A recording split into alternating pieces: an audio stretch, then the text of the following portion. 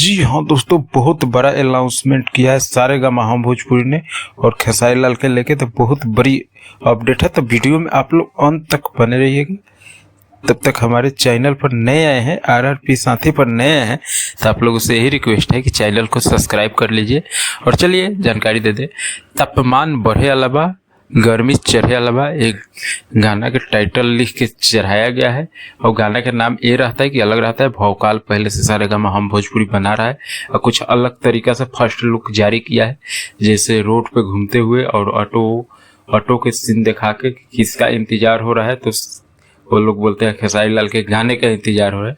तो कुछ अलग माहौल बनाता है, कुछ यूनिक लेके आता है सारेगामा हम भोजपुरी और कुछ बड़े बवाल का गाना लेके आएगा। तो ये गाना कब तक आएगा आप लोगों को बता देते हैं कि अभी सारेगामा हम ग्लोबल म्यूजिक से रंगदारी गाना आने वाला है खेसारी लाल के 3 तारीख के लपेट में आएगा ये गाना।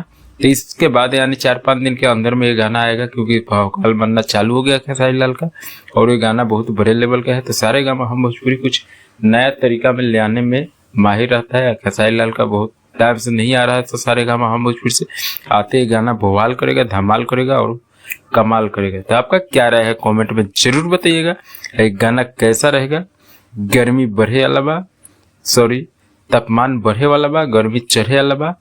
शुरुआत में ही बवाल का मैटर लेके आ रहा है सारेगामा हम भोजपुरी। ये गाना कैसा रहेगा तो आप लोग कमेंट में जरूर बताइएगा। जानकारी कैसा लगा ये कमेंट में जरूर बताइएगा। चैनल पर नए हैं तो चैनल को सब्सक्राइब कर लीजिएगा। मिलते हैं अगला वीडियो में, जब तक के लिए भौकाल बना के रखिए।